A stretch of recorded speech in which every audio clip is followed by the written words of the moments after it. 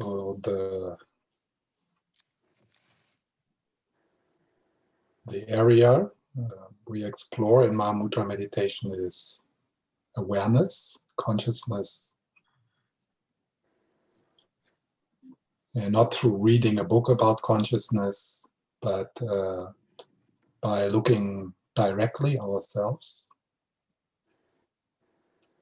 And we can use a very simple model of the mind, the territory we explore, the landscape we explore. And that is to talk about conditioned mind and unconditioned mind. In the Tibetan language, Sem and Rigpa, or the clouds and the sky. So Sem, the conditioned mind, the clouds, they are the stream of sense data and what our conceptual mind does in terms of labeling, giving meaning, judging, doing something with the content. In the Buddhist view, it could be called the display of your karma. And that's what we are usually most engaged in. That's what we take serious. That's what our life is about, to optimize what we experience on the conditioned mind. And a lot of our practices, they are about that. They are, in a way you can say, manipulative. So you try to change, have an impact on the content of your mind by relating it in a different way through loving kindness meditation or through mindfulness practice. And all these practices are valuable, and we can benefit from them. But in the Tibetan tradition, they are provisional. So we do these practices in order to get to that point where we can go deeper. And go deeper means here to ask this question, to become curious about, okay, there is that which comes and goes, the clouds. There's that what I experience. There's the content of my experience. But what is aware? What is that which makes it possible that I'm aware of feeling good or feeling bad? So we are starting to turn our attention to the sky. And initially, Mahamudra practice is about finding a loving beingness, a loving witness to the content of your experience. Kind of stepping out of the stream, as if you're stepping to the riverbanks of a stream, and you rest there, and you let the clouds pass. You let the stream just come and go. So at this point, Mahamudra meditation becomes non-manipulative, non-interfering, non-fixing, non-controlling.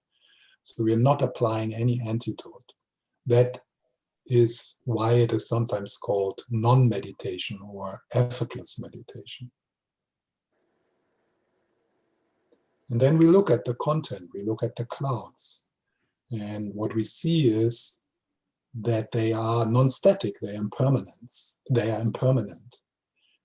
Anicca, one of the three characteristics of a vipassana practice, the insight which arose in vipassana practice. So we see that there's the moving mind, and we let it be. We just give space to the moving mind as it is. The other insight is we see that these appearances, that they're happening within consciousness, within mind, and that they don't have any substance. They are empty. So that's anatta, the second insight in vipassana practice. The selflessness, the emptiness of the appearances. So in this way, we recognize the appearances with the experience we have, the appearances within consciousness, within mind, as dreamlike. So that's the initial practice within Mahamudra, which has a lot of benefits. It's great, yeah, to cultivate that capacity to step out of the entanglement and to relax and to love what you experience. To love is a strong word here. It's not like romantic love. It's like an unconditional love.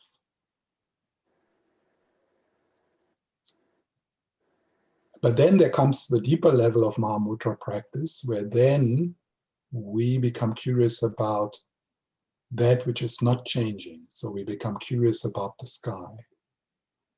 And that level of practice is still slightly dualistic. So there is still a sense of, someone looking, someone searching for what is awareness, who am I really, who am I beyond my name, my habits, my body. So there's still a bit of a witness trying to find itself, kind of. And then the profound level of Mahamudra practice is the experience of non-duality, the experience of the unity between the appearances and the awareness, that they are not two separate things.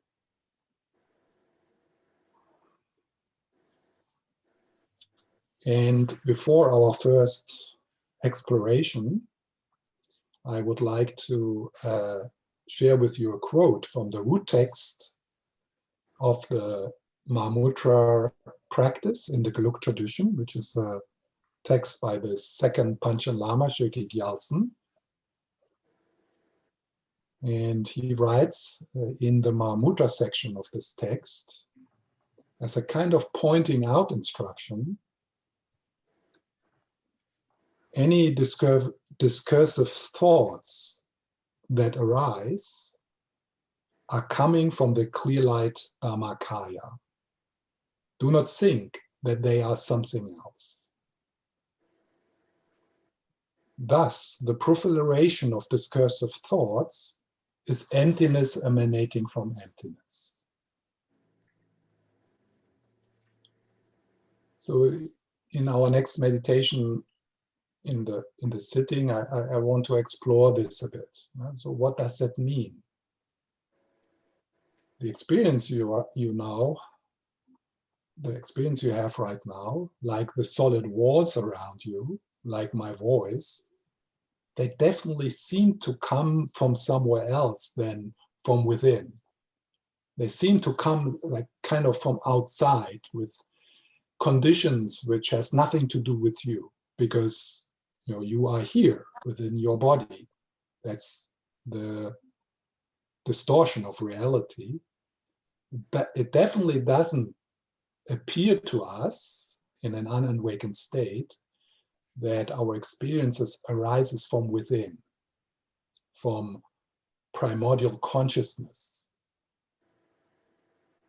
So this moment, the Panchen Lama here says, is emptiness emanating from emptiness, dissolving back into emptiness. Is Dharmakaya emanating from Dharmakaya? So Dharmakaya meaning the awakened heart, yeah? So the awakened heart, unconditioned love, imbued with wisdom. So he says this moment is actually arising from that, in the same way a dream arises from the consciousness of the dreamer. But when you are in the dream, unless you have a lucid dream, you perceive a whole world, and not only that, you also perceive a separate observer, the one who is acting in the dream. But where do these experiences really come from? They come from the consciousness of the dreamer. So here, and this is of course very opposite to how we usually perceive any moment. So here, the Panchen Lama says, actually, this is like a dream. But this moment doesn't emerge from a consciousness of the dreamer. It emerges from the awakened state of the Dhammakaya. It emerges from emptiness, is empty while it's doing its dance, and is dissolving back into emptiness. And then the last pith instruction here, which I found very beautiful to play with that, he says, this moment is unity emanating from unity and dissolving back into unity. So this moment, maybe not so close to Buddhist words, but this moment is oneness emanating from oneness, dissolving into oneness. And for our exploration now, I would like to use the image of the shoreless ocean. So the shoreless ocean, I think we all can have a sense, at least rationally, that we are embedded in a network of endless conditions. I think we all can, at least rationally, get a sense of that what emerges for us here in this moment rests on everything else, comes from everything else, is conditioned by everything else.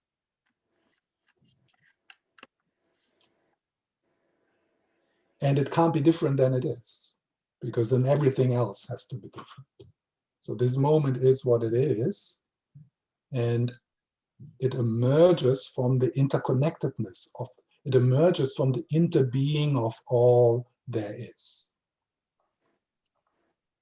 So this is what the Panchen Lama calls unity. So this is like a wave emerging from the ocean, being still water, being still the ocean, not exactly like you can't say a wave is the ocean, but it's also not separate. So it's still water, it's still part of the ocean. And then it dissolves back into the ocean.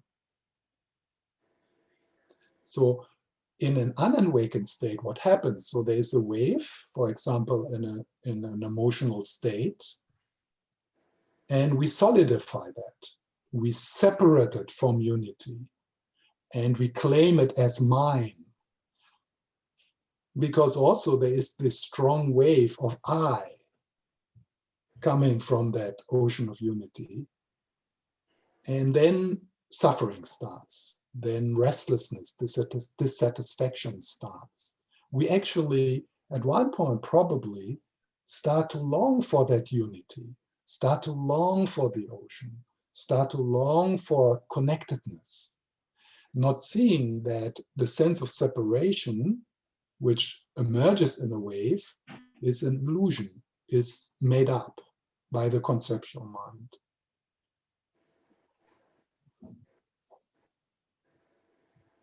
So the experience of seeing a wave as emanation from coming from unity, that's a moment of awakening. So you wake up from the dream of separation. And then obviously the only response which makes sense is love, is wanting to help, because it's all you. This planet is your body. In a distorted way, in a confused way, we identify with this. We call this my body. In the experience of non-duality, everything is your body. So naturally, your response to that is a response of care.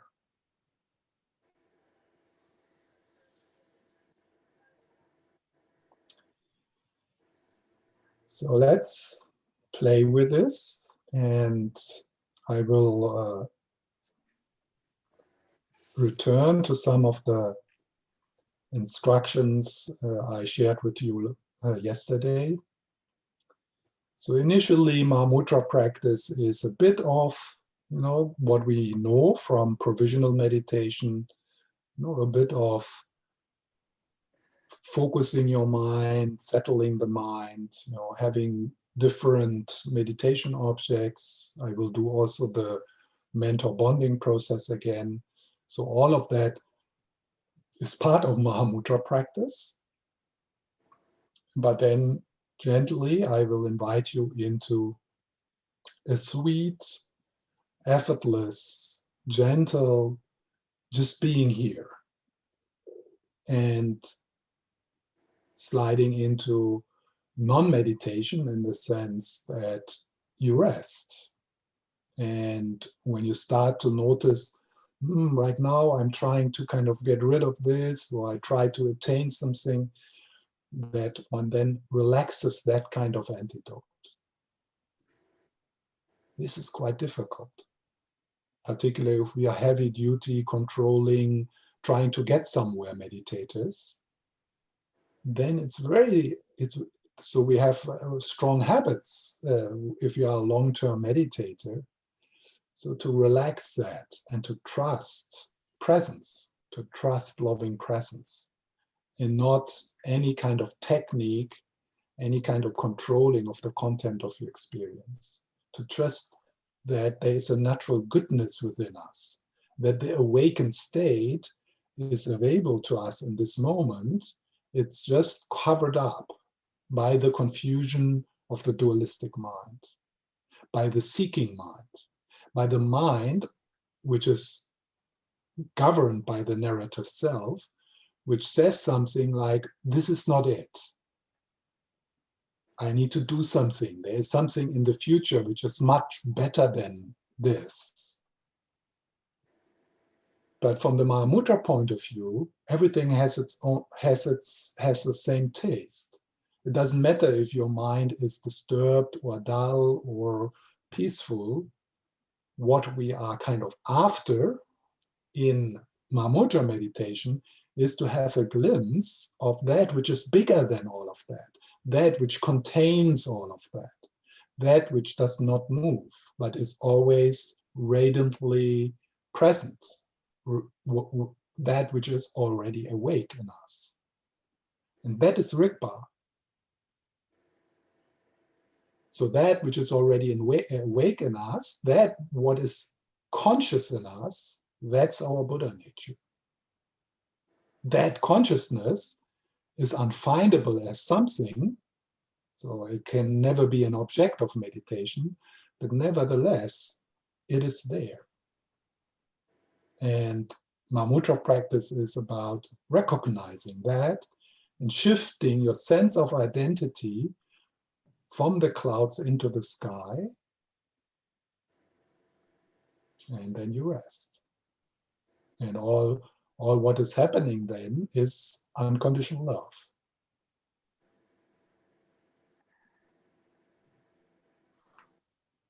And an intelligence, a spontaneous intelligence, which guides you to do and to say the most beneficial thing in each moment.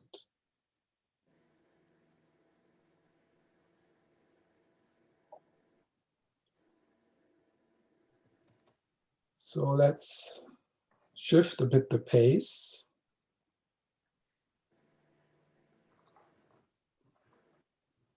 And the first entry protocol, the first part of a possible entry protocol in meditation, in Mahamudra meditation, is to take your seat.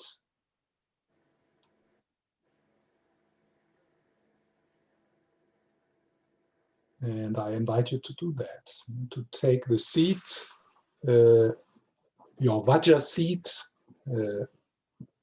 the sacred seat of your awakening, of your healing, which beautifully today is in your living room.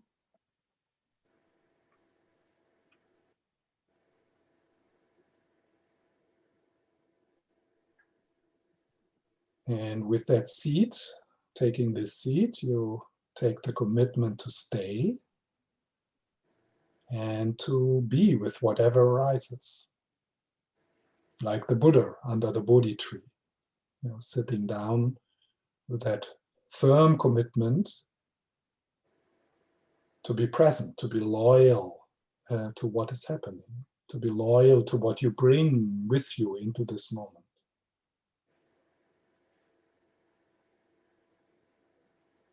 And you can close your eyes if that supports this. Usually in Mahamudra meditation, the recommendation is to sit with open eyes. I will say something about this later, but it's fine for us as baby Mahamudra meditators, if it's easier to connect with your inner life, to close your eyes.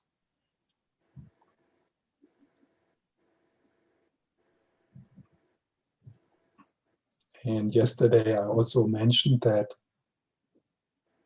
one of the important aspects of Mahamudra meditation is that it is a meditation in the body. So I invite you to drop into the posture as if your attention or your awareness is sliding down from the head into the body.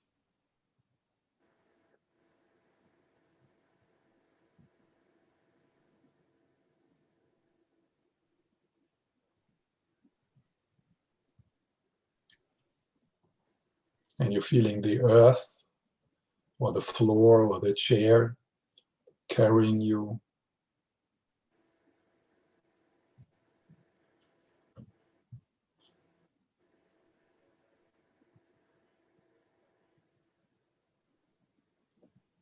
And it might be helpful to gently rest with the flow of in and out breath.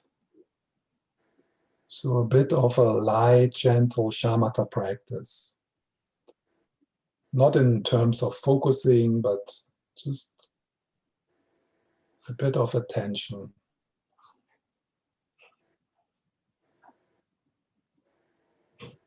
And then with the in-breath, there can be a sense of sliding into the body.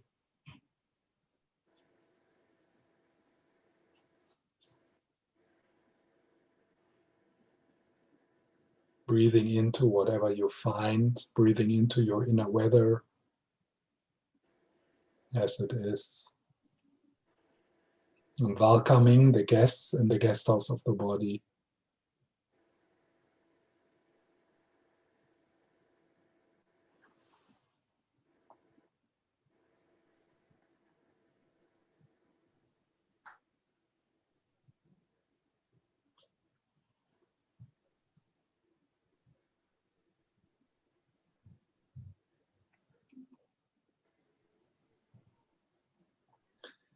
And while this shift is happening, the shift from the head into the body, from the doing mode into being here, into present moment awareness, we stay aware that we are doing this little journey together.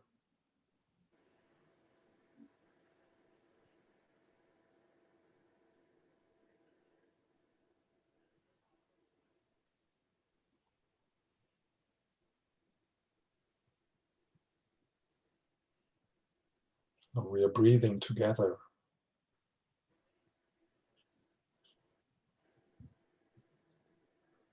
And when we meet restlessness or tiredness, then it's not personal, it is the shared restlessness, shared tiredness.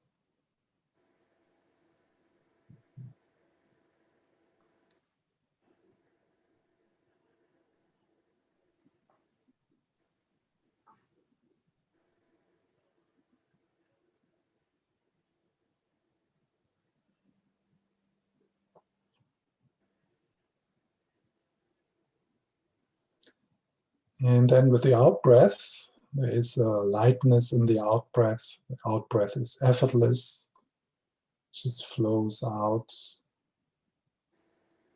And there's a quality of letting go.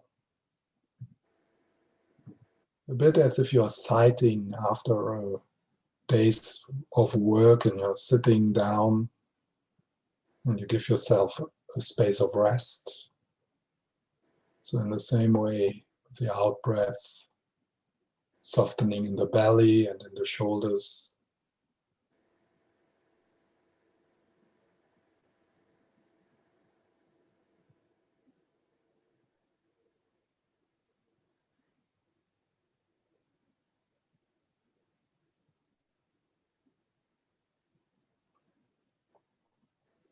And thoughts become less important. They drift into the background like a radio station, which is not disturbing you, but also not interesting you.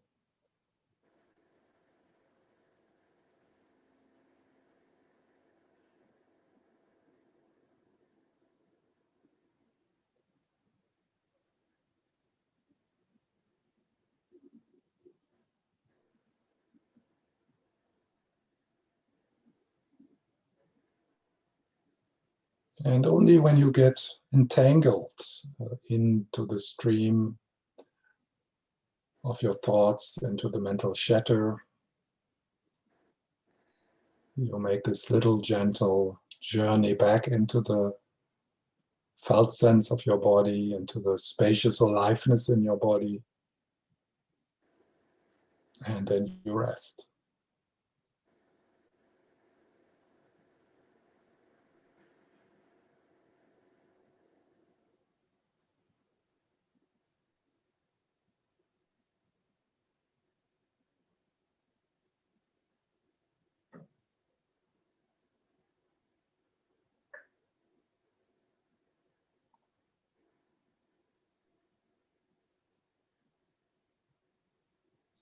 And again, we remember the field of the group.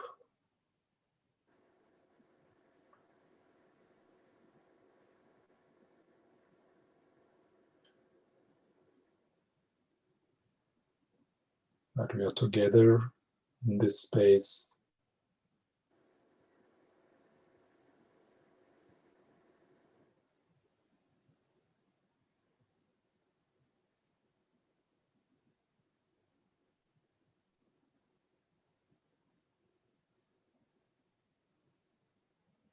And then we also bring awareness into this moment that whatever you experience right now, you experience within consciousness, within mind, within awareness.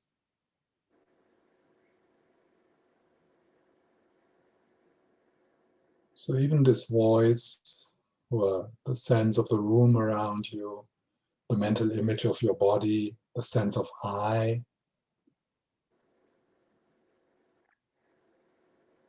all that, the experience of that is happening within consciousness, within awareness.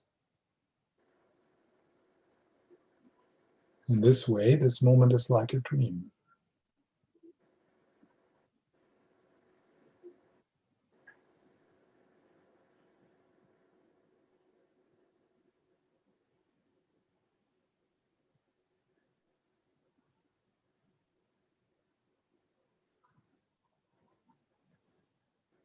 And then I invite into this space which we share, the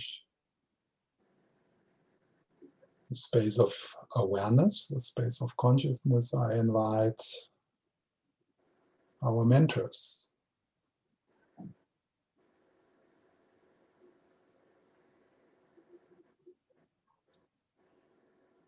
His Holiness the Dalai Lama, Lama Zopa, Lama Yeshe.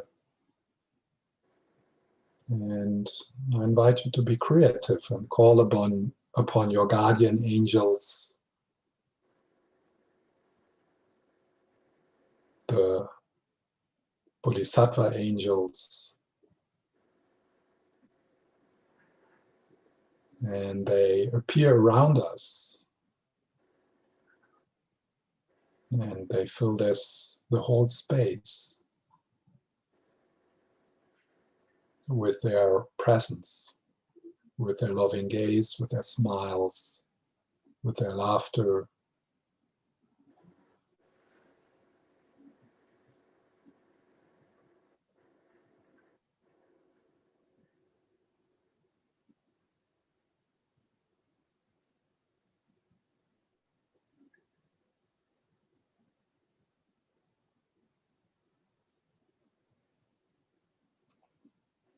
And you allow yourself to just bathe, like you would take a bath in the morning sun after a night of loneliness, of coldness. And you're just opening your whole body from the toes to the top of your head, every cell of your body.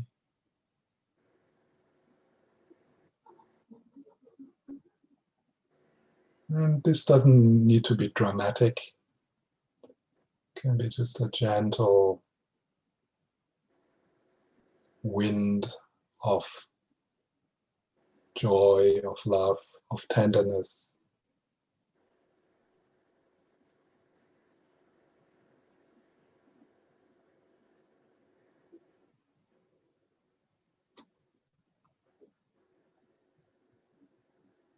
And you allow whatever is arising to arise within that space.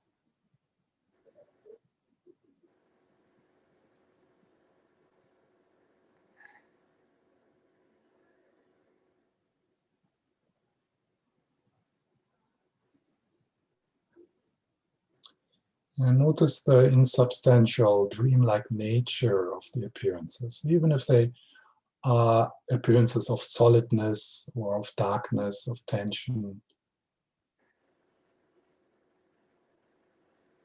So just sit in the midst of your experience and find a place of rest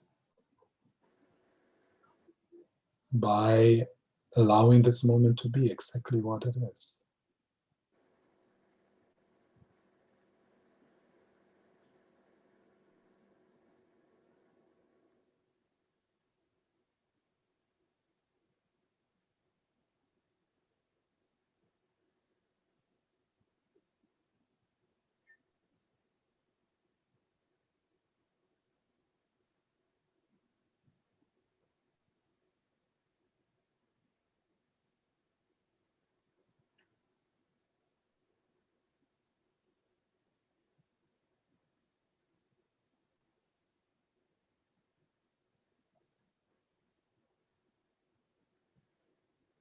Bathing in the light of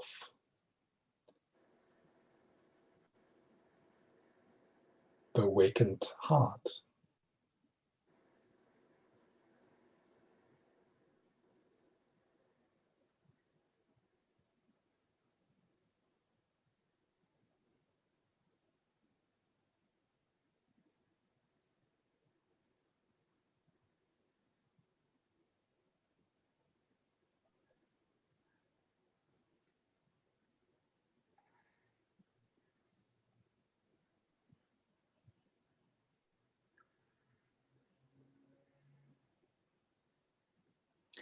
Then if you notice that you try to get rid of something or you try to get something,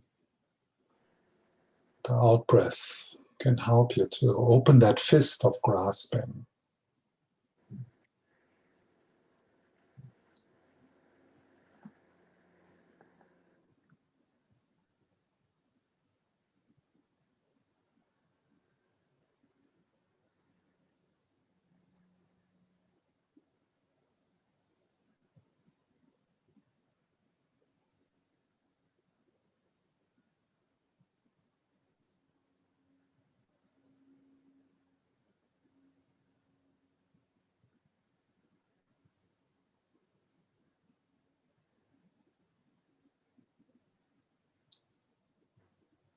So the condition level of experience is obvious.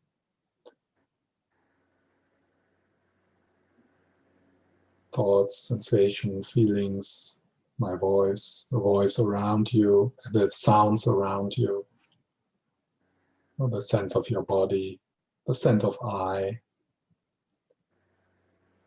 memories from the past or thoughts about the future, the display of your karma.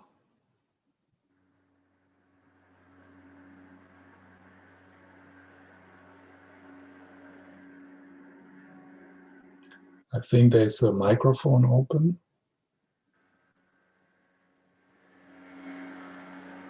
The person who has cars in the background. Yeah, thank you.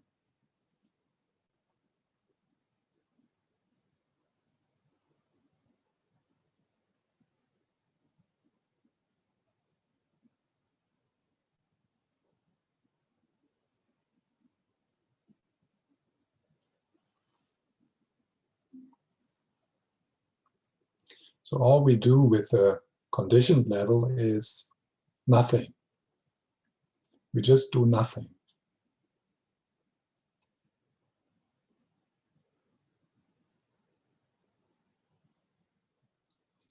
We recognize the non-static, insubstantial nature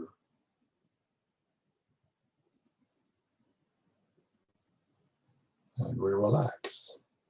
There's nothing to do.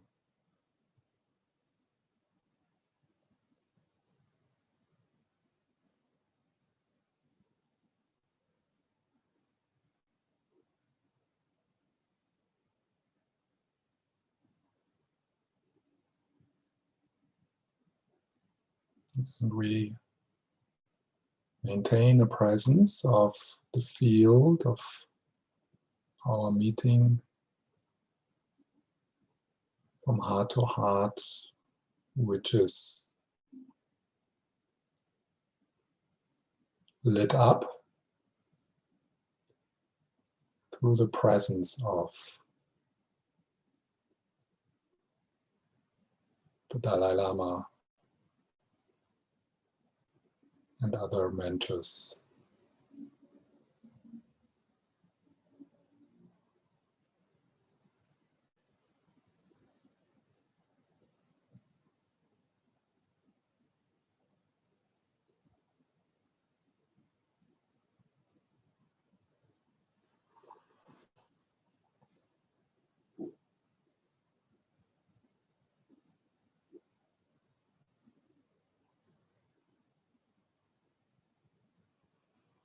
And let's play with the image of the shoreless ocean a little.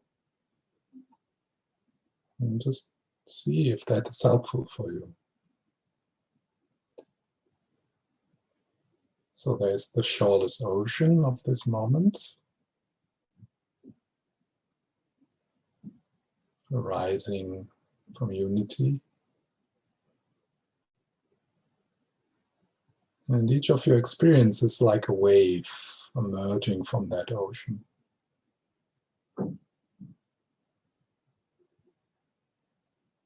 So every sensation in the body, the breath, my voice, your thoughts, including the sense of I,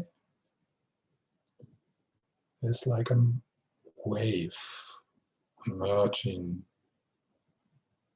from oneness, from unity.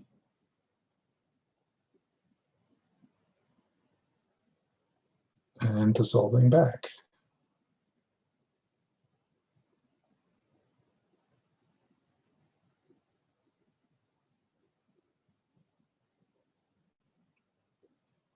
With this recognition, also the word mine, myself, that belongs to me, starts to dissolve.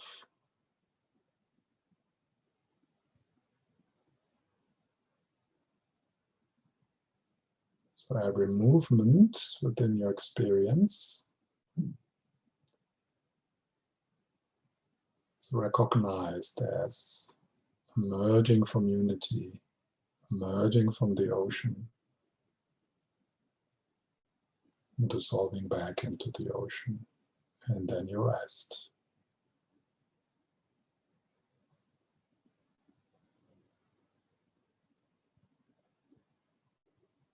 Each breath is like a wave emerging from emptiness, emerging from the ocean.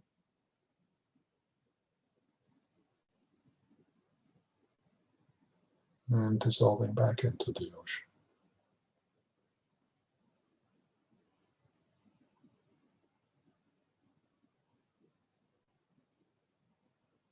Every thought is a wave from the shoreless ocean of unity, of oneness.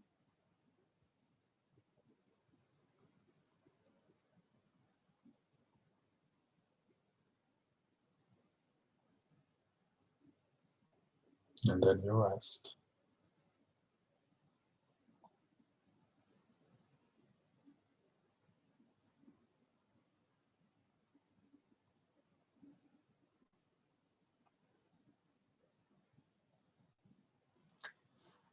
Recognize the insubstantial, dreamlike nature of these waves. They vividly appear like a rainbow, but if you look, you realize there's nothing you can touch there. There's nothing solid there. What you find is water, the water of life, the water of bodhicitta.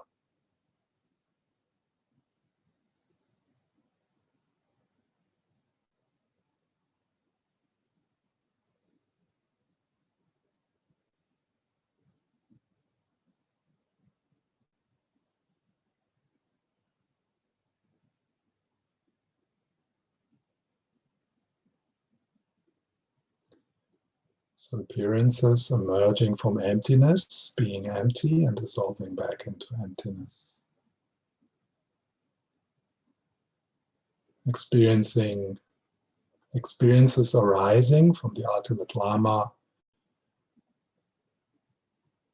being in the nature of love and dissolving back into the heart of all the Buddhas.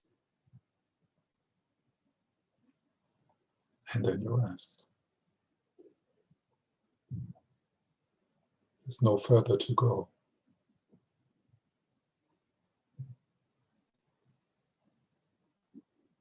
This is all there is.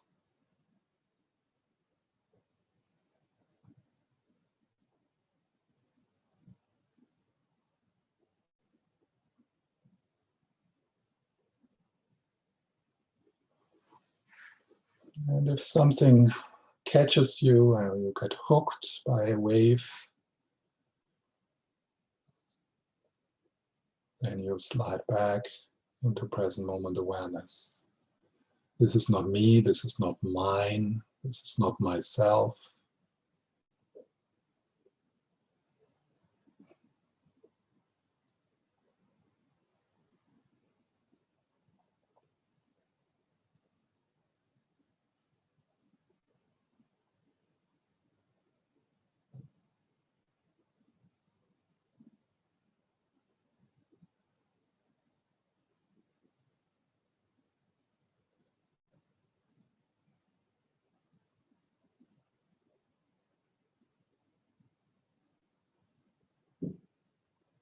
And the space from which this moment arises, sometimes called also prajna paramita. Possible translation for that is the Great Mother, that which gives birth to all experiences, like a mother. So this moment, every thought, every feeling, every tension, every restlessness, every peace is emerging from the Great Mother, is emerging from unity. Doing its dance with its emptiness dancing, emptiness smiling, and then dissolving back. And then you rest.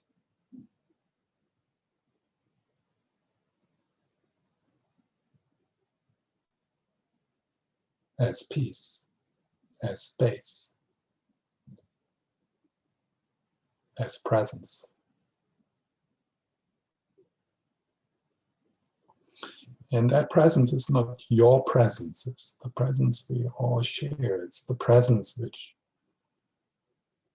from which this meeting arises.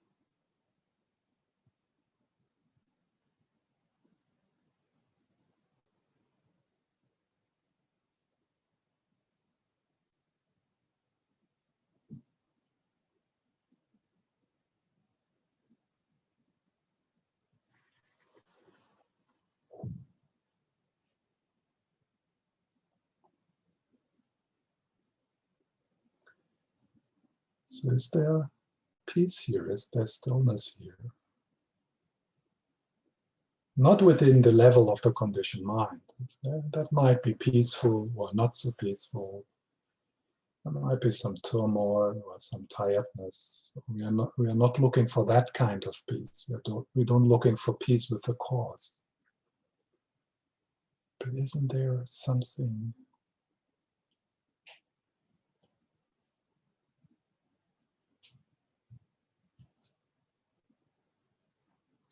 bigger?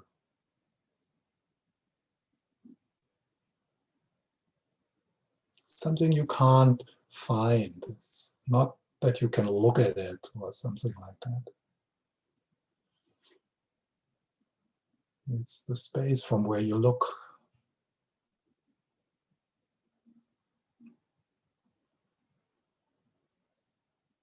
The boundaryless and centerless mystery of being conscious, of being aware.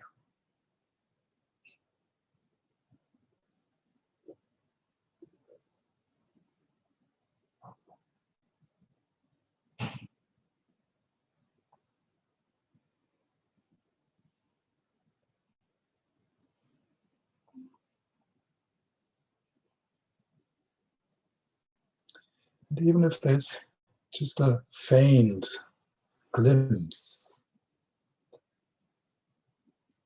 a very subtle call, a very subtle whisper,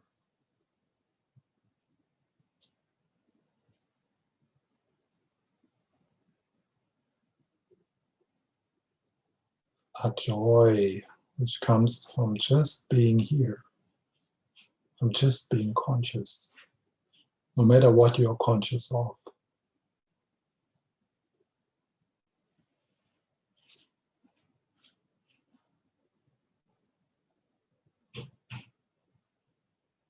Mystery which is tender.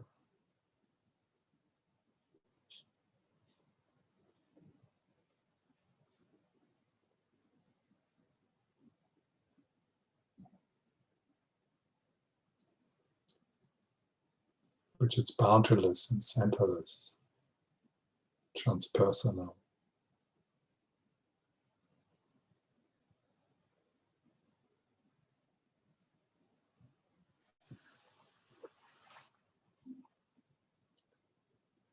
Sometimes seems to be too much, even.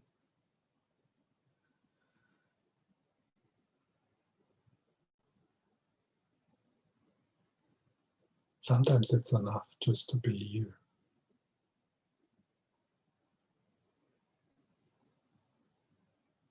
Just to be alive, just to be conscious.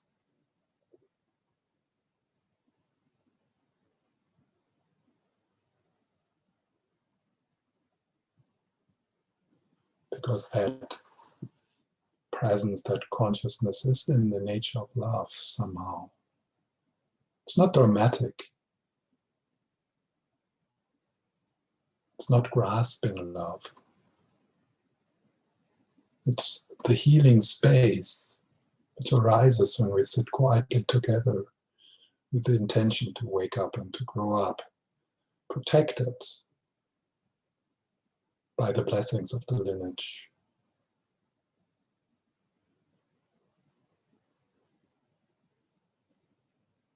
Because right here, where we are now, that's where all the masters are, always.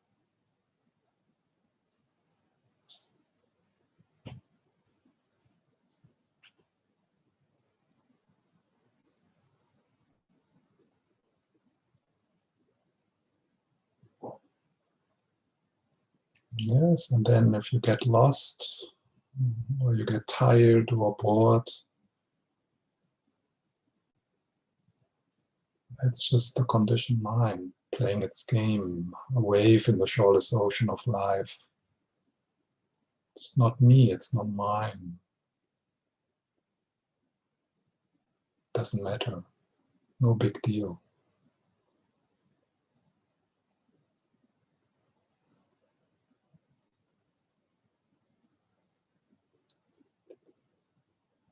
Then there can be a bit of settling again into the posture, but then you go towards opening, widening, stretching.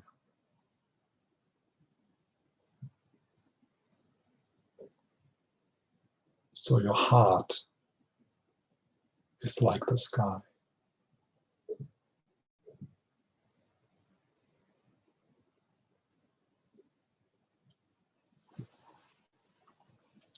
And that heart, which is like the sky, holds your wounds and your restlessness. It holds the narrative self, just as one of the many phenomena.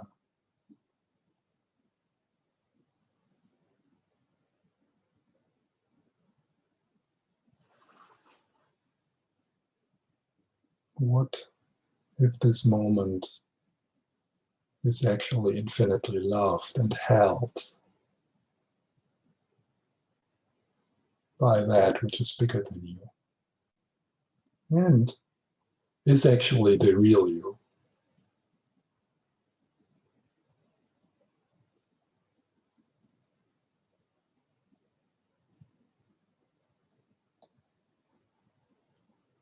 Love whatever arises. Whatever arises is already loved.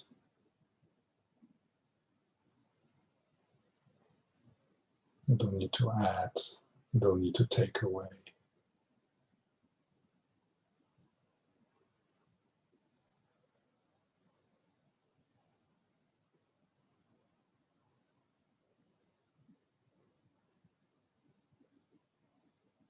Trust the healing space. It has nothing to do with you. You're never going to figure this out. You will never be able to clean the mess of your life. It's already fine as it is because it's infinitely loved and is in the nature of love. Nothing needs to become better.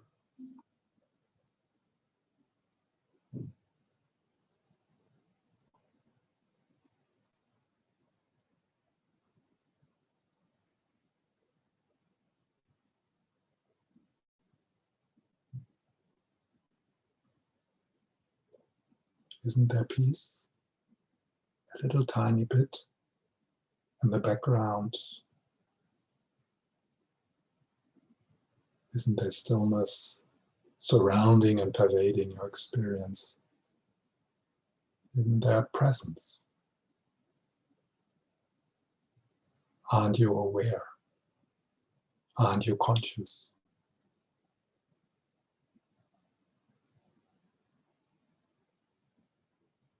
No matter what you're conscious of.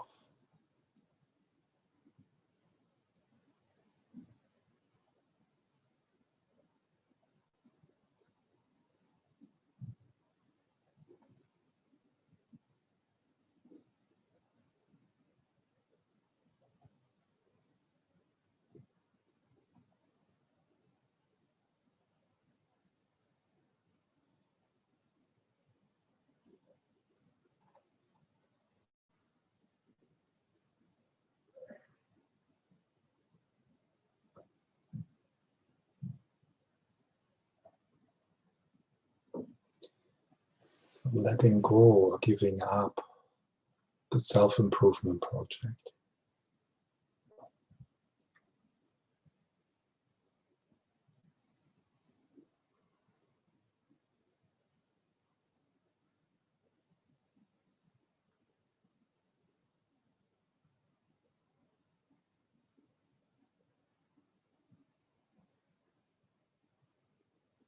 Giving up the need to feel better.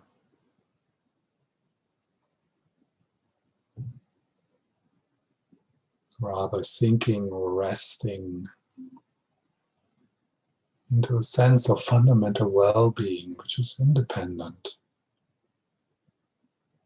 from the content of your experience, which is independent from samsara.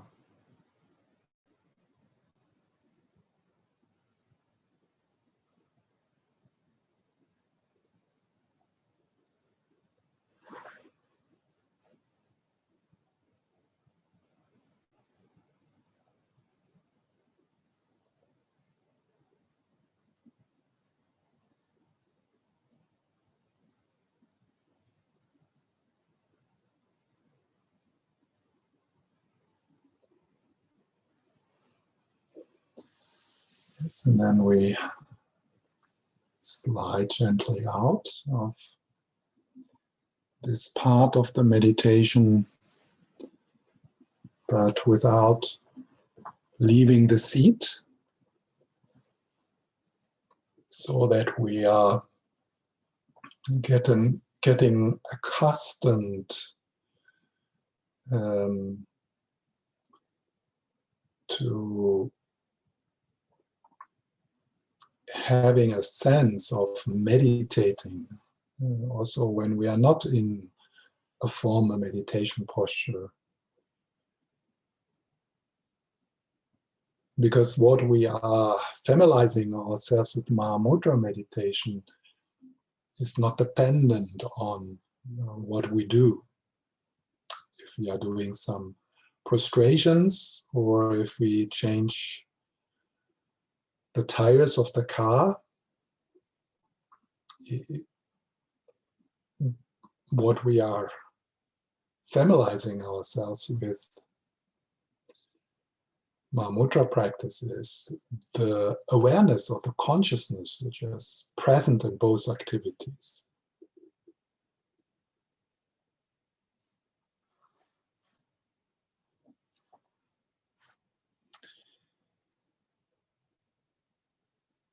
It's impossible, of course, to really describe what this is, what I have been talking about, presence or unconditioned awareness. So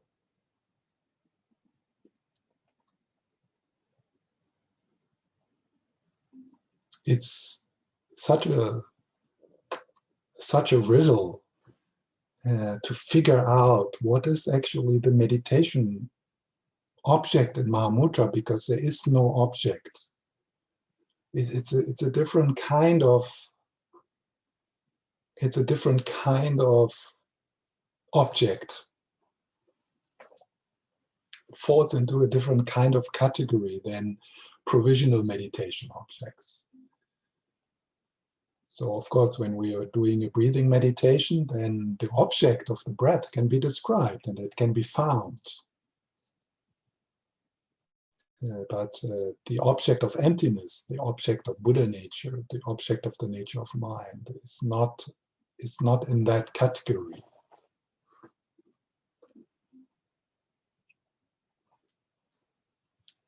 So one way to, and that's why in the Mahamudra teachings, they work a lot with metaphors, like the clouds in the sky. Now I use the ocean and the waves, which is a somewhat better metaphor for Mahamudra meditation, because the clouds and the sky is still dualistic. So there is a sense of, okay, there's the conditioned mind, that's the clouds, and somehow we need to look through them, or we need to get rid of them, we need to calm them down, and then the sky will reveal itself. Yeah, so the ocean and waves is a bit more, it's closer to the experience of Mahamudra meditation, because in Mahamudra meditation we start to experience how the sky and the clouds are not two different things, but that they are inseparable.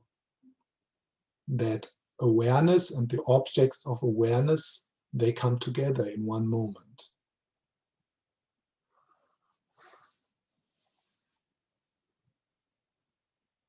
So another metaphor which might be helpful, and you just catch anything which is helpful for you.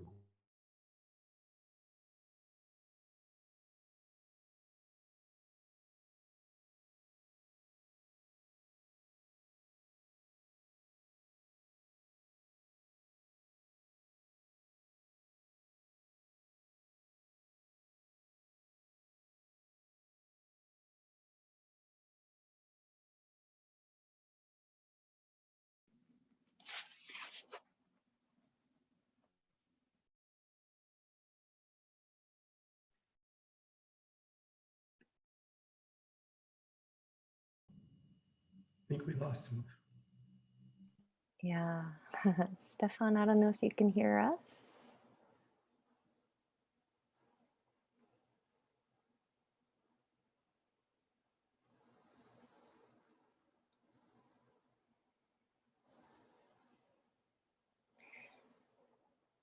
Maybe this is his way of letting us be present without grasping at his words. I think Stephan got, he left or got kicked out somehow. Yeah. David. Yes, comes and goes.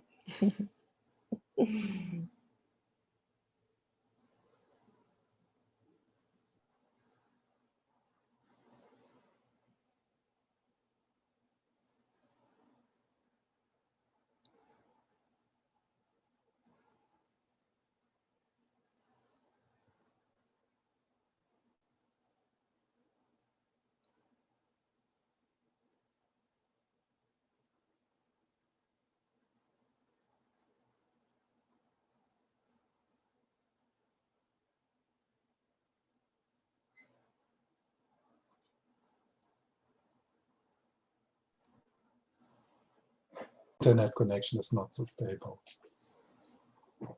Welcome back. Yeah, I hope you enjoyed the gone, you know, because so one of the practices connected with the Mahamudra is Lama Yeshe calls it in his book on the introduction on Tantra, the gap between thoughts. So there is in each transition, when something disappears, like for example a sound, or right a moment before when I disappeared, there is a gap.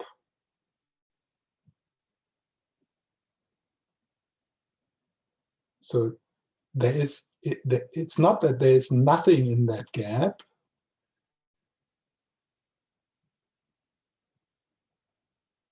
but there is also not something in the gap. We can't describe what it is.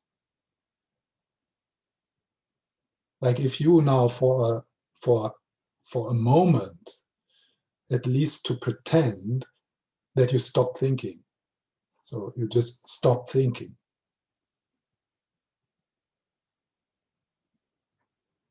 And there's a gap.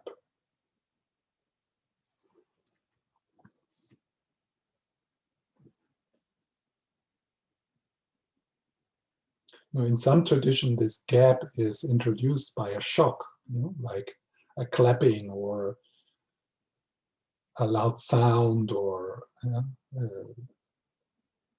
something insulting the master does or says. And then there is a gap.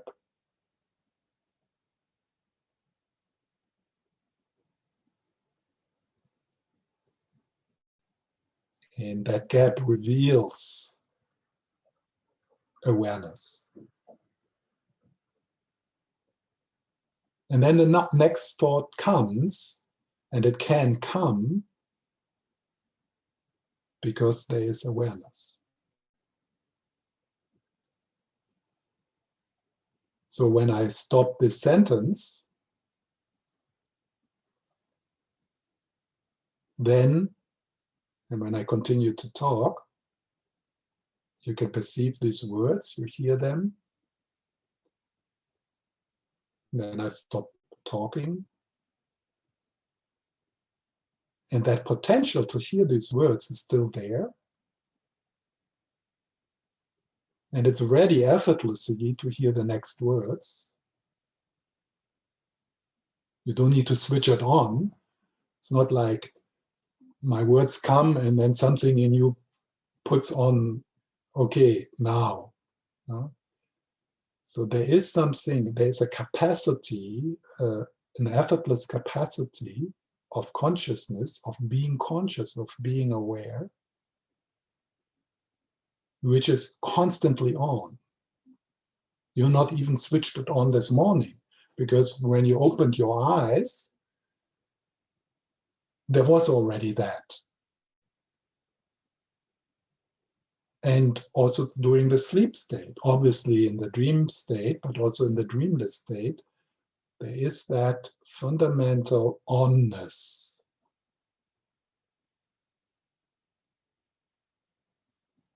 And you don't have any control about it. I mean, you know, we could try. So I will count to 3,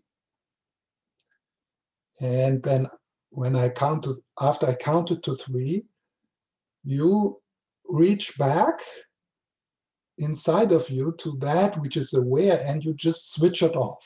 So you just stop to be aware. So should be simple. 1, 2, 3.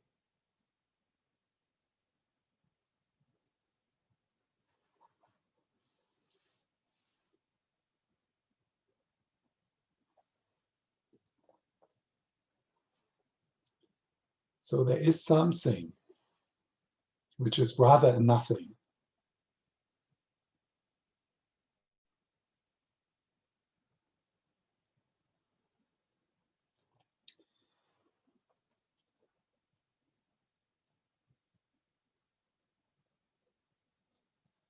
And it's overseen because we are fascinated by the show. Who's interested in the space of the stage? Yeah, we look at the drama. That's what we get involved in. And in our case, the drama is always about me. It's like, you know, there's this huge stage, the movie of this day, and it's like 80% is me.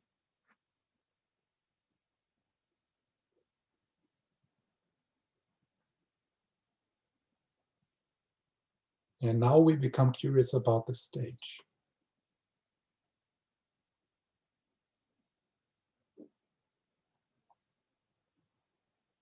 Why? Because that's where the end of seeking reveals itself. That's where the qualities of generosity, of equanimity, which we cultivate in a progressive path, and that still has definitely its place and its value. Here, from the tantric point of view, these qualities which we develop, they are actually innate. Bodhicitta is innate. It is something which wants to reveal itself. And in Mahamudra meditation, we help that process of revelation.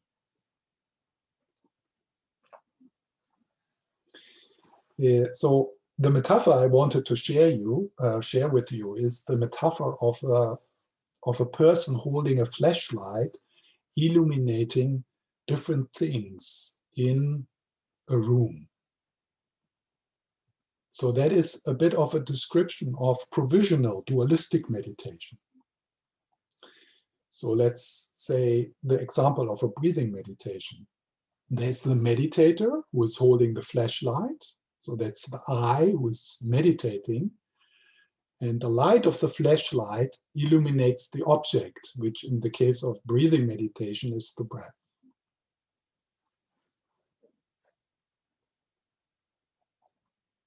And that has its benefits to do that.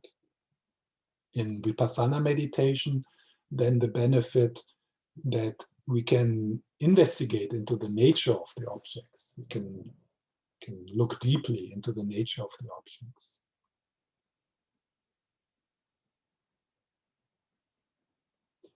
So in Mahamudra meditation, quite naturally at one point arises the question, what is the light which is illuminating the objects? What is that knowingness?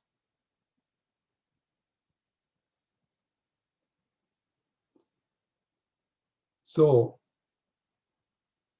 there's the light and there's the object, and suddenly the curiosity is a bit withdrawn from the object, and the light starts to ask itself, hey, what is actually illuminating these objects? And initially, it can feel a bit in this kind of inquiry as if you try to kind of take a light beam from the light away. So this is the flashlight. So you try to take a light beam away, and you kind of try to bend it back to the source. Because, of course, the only thing which can illuminate things is the light. So you can't take something else from somewhere to look at the light. You need to use the light.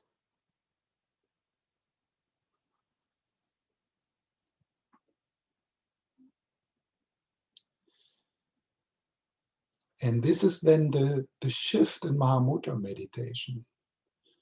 So you try, you do self-inquiry, or what is aware? Where are my thoughts? Where do they come from? What is the looking? So you follow this question which inquire into the witness consciousness, into that which is witnessing. And there's still, in that phase, there's still a bit of a dualistic split. Yeah? So you're still looking for an object. But that which you are using is the object of the meditation. That's why you don't find it.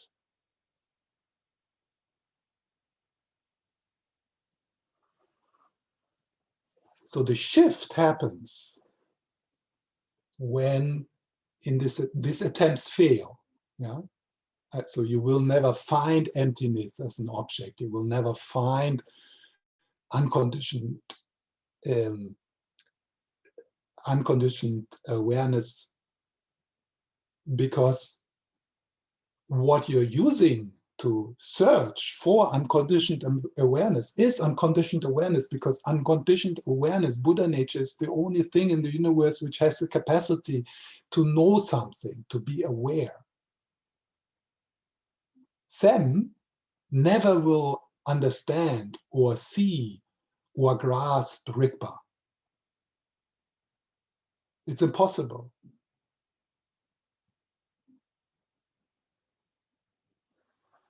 Because that which is aware, that which can know things, is Buddha nature, is pure awareness, unconditioned awareness.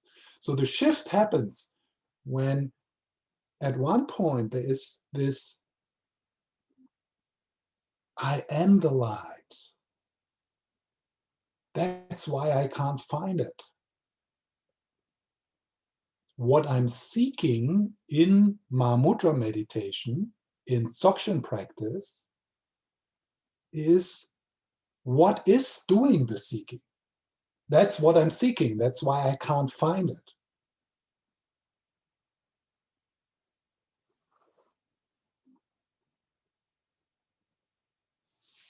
I'm not sure if this made any sense, but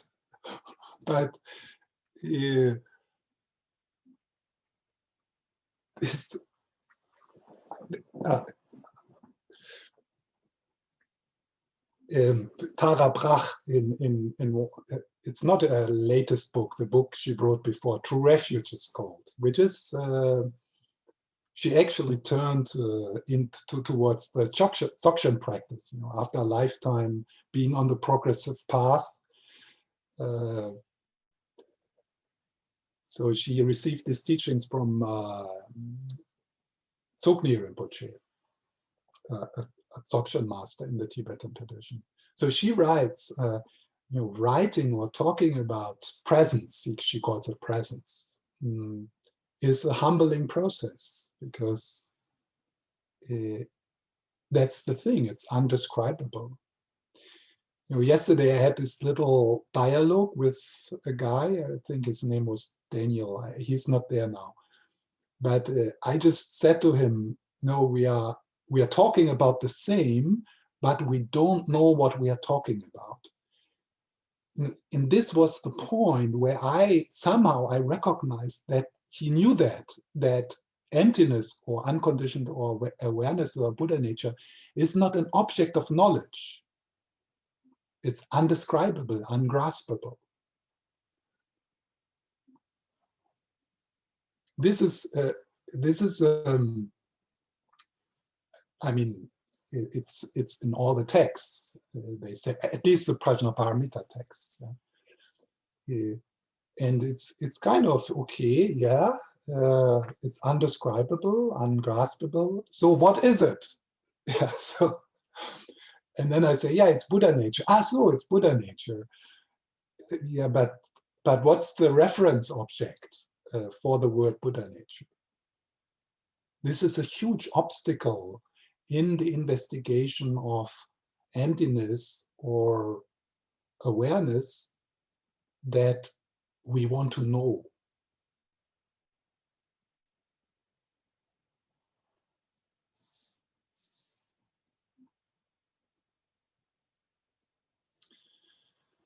I don't know, is there any question in the chat? Let's see. The light source or the light itself? The light itself.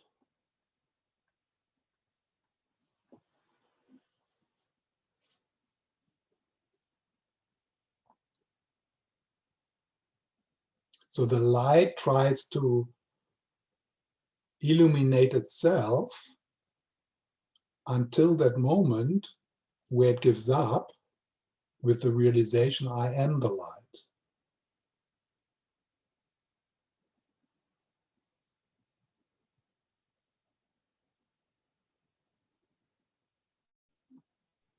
That is the moment of peace. That is the end of seeking. That is the ultimate rest. Obviously, that's not the end of the enlightenment project, because then there's the stuff still arising within unconditioned awareness, the healing and the growing up we still need to do. And in the Geluk tradition, it's more like we do a lot of the healing and the growing up before. And in the Dzogchen tradition, they rather start with a direct pointing out, but then they also still need to do the healing and the growing up.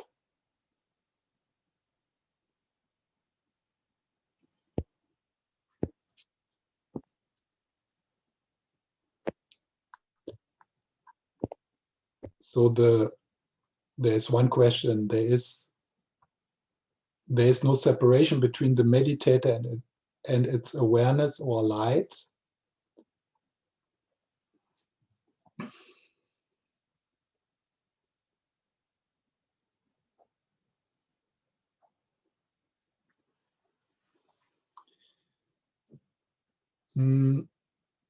So one ingredient of Mahamudra meditation, which I have not mentioned yet, and which is actually a big part of the Mahamudra, Geluk Mahamudra text, and that is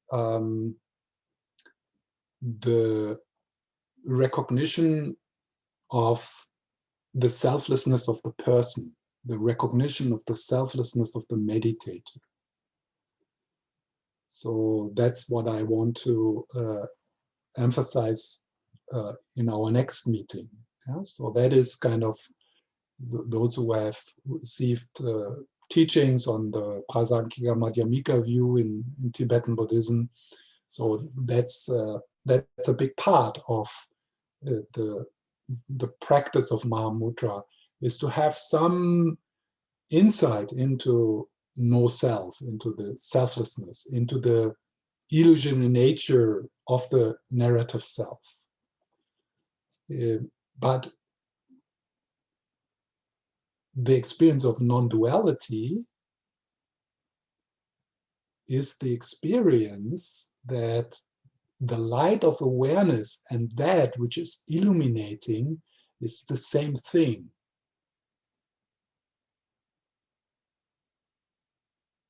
So any kind of meditation like the clouds and the sky, or you are awareness, or you are not the content of your awareness, this is not me, this is not mine, which is a traditional instruction within Buddhism, to look at the content of your experience with the view of, oh, this is not me, this is not mine. Of course, all that is provisional. And it helps us to come to the experience of non-duality, which in a way is, it's all not me, but it's everything is me. Something like that. It's like I'm nothing, but that nothing is everything.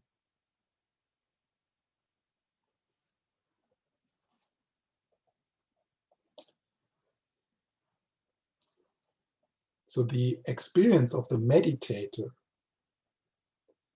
or the experience of the observer consciousness, so there is that kind of beginner's step in mindfulness practice, going into the observer perspective, which is still in me, an I. So I am aware of my feelings. I am aware of my breath. So in the experience of non-duality,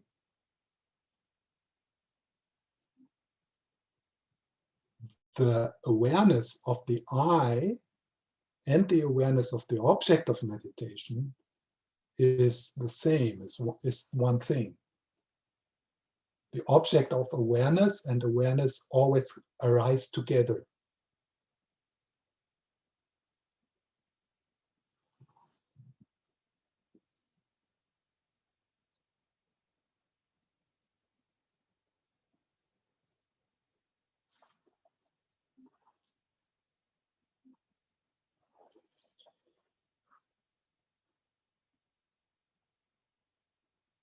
So for initial Mahamudra practice, something you can play with in your own practice, whatever your practice is, a sadhana or mantra or loving kindness meditation, shamatha practice.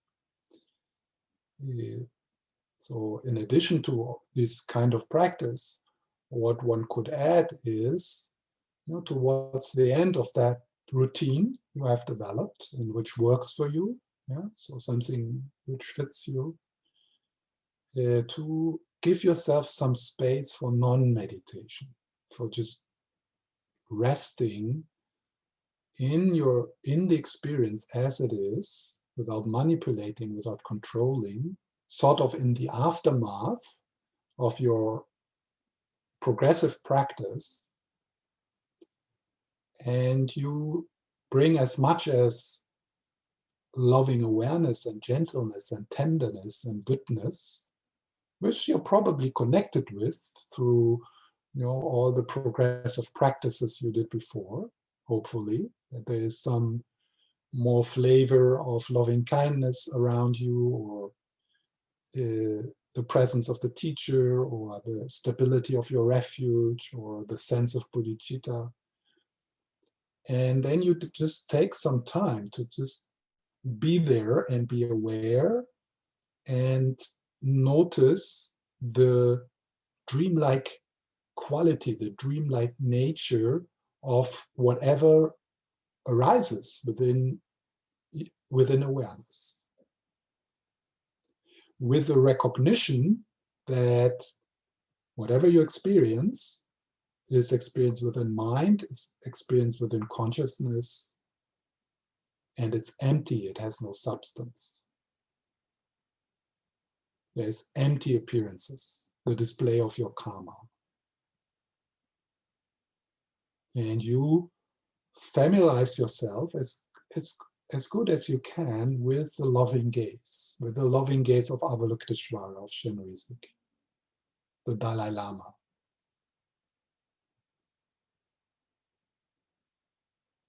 particularly towards the areas of your experience where you are hard with yourself, where you feel ashamed, where it hurts. So particular that. And without applying any antidotes. Just, I mean, there is an antidote, that's the ultimate medicine, and that's a loving awareness, which also sees the emptiness of the appearances. Yes, and then, particularly if you have heard pointing out instructions, non-dual teachings, and you have a kind of sense, so then you could ask a simple question. What is aware? And then you pause. And what is aware is not a question to be answered by Sam, kind of trying to figure out. So what is aware leads to a possible experience of the gap, that mystery of presence.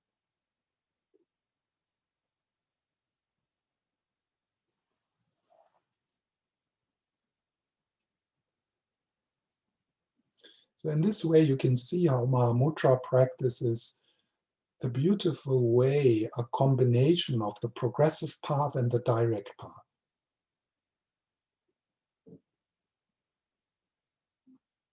Which is for most people really suitable.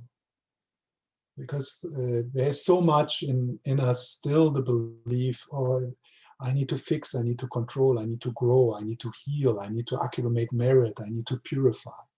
So this is a very strong tendency in us. And Mahamudra practice gives that part of us enough to do. But it also has that direct way, pointing out to that which is already whole, that which is already at peace. It's a direct pointing to that the awakened state is available in this moment. It wants to reveal itself. It can't wait for you to shut up.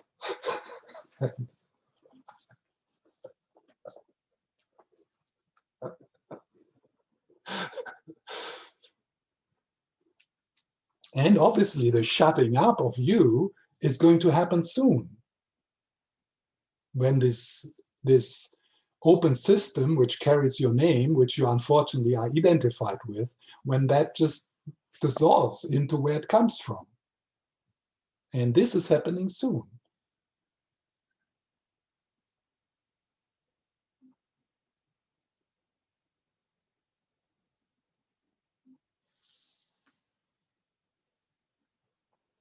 So it's coming. The big glimpse of the awakened state. You can't avoid it. And more cool we are at that moment, desto deeper we can take a swim in the awakened state, being less compelled by our karma to take rebirth in a dog's womb or something.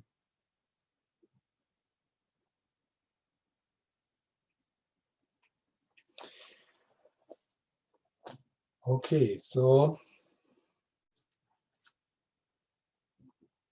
I think the most important thing here, and also the last 1.5 hours, is just the fact that we came together.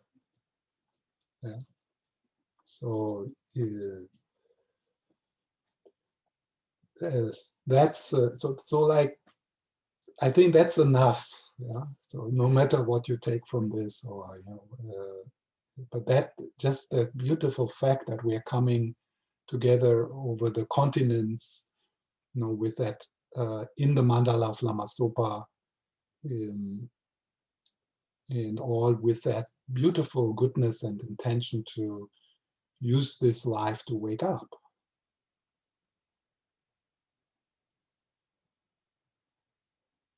That's something to be, just that is something to be happy about.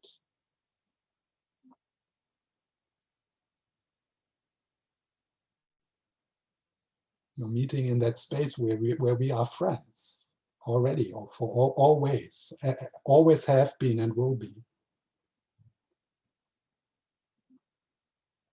And the me stories, I mean, they are a bit boring, right?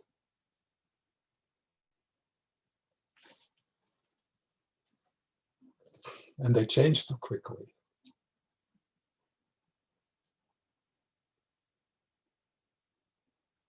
Yes, and I hope that the power, the benefit, the goodness of this meeting is a drop in the ocean of bodhicitta and is benefiting us and everyone we are connected with and the whole world.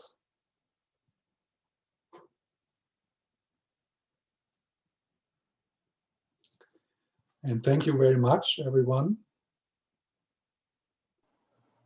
Thank you so much. Thank you, Jennifer. Stephan. Thank for you, organizing. everyone. Thanks, Stephan.